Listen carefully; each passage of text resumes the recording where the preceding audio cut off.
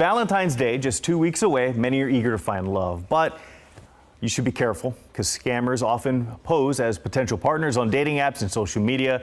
And data shows that in 2024, there were more than 65,000 reported romance scam cases nationwide, with the average victim losing more than $4,000. And joining us now to explain more about how these scams work and how you can avoid falling victim, we have Assistant Special Agent in Charge, Eugene Wu. Thank you so much for joining us. Good morning. It's my pleasure to be here. Yeah, so let's start here. What is a romance scam and what are you folks seeing out there this season? Yeah, sure. With Valentine's very close, 2 weeks from now, we're seeing that online scammers, they are looking at victims online to trick them out of their money. And really, it's a huge problem that we're trying to address and educate the public about. Yeah, so again, it's very easy now for scammers to just reach out via social media. Are there any particular targets that they're looking at? So these scammers, they're really good at what they do, and they do not discriminate. So we've seen victims come from all facets of the community. We've seen teachers, doctors, retirees, business owners, really anyone can be a victim. So any age range. So how have you found these criminals tend to operate when they send out these scam messages? So these scammers, they're online, they're on social media platforms, they're on dating websites as well, and they're researching their victim targets. So they're looking at their likes.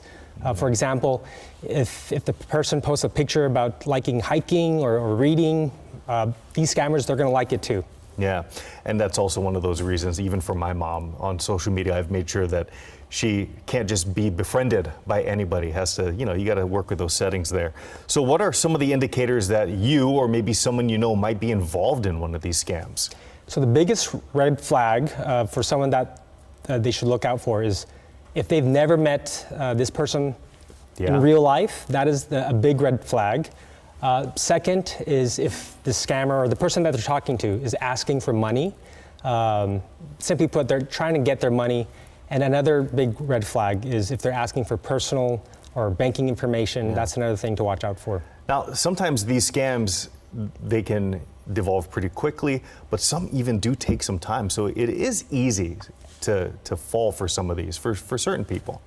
Absolutely. So these scammers, they will take time to get to know their victims. Build a relationship. Build a relationship. They're writing everything down, so they're really good at just complimenting the victim.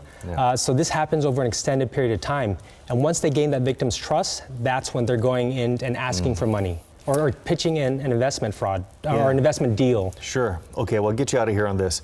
If somebody has fallen victim, is there any way, what do you recommend? Is there a way that they can maybe retrieve their money or take some sort of legal action? Sure. First thing you do is stop all communication with this person. Second is if you have sent money, go to the bank, tell them exactly when and who you sent it to. And then lastly, report it to your local law enforcement agency or to the FBI. And for the FBI, you can report it to the Internet Crime Complaint Center, and that's at ic3.gov. All right, Special Agent Wu, thank you so much for joining us this morning. We really appreciate it. Thank you so much.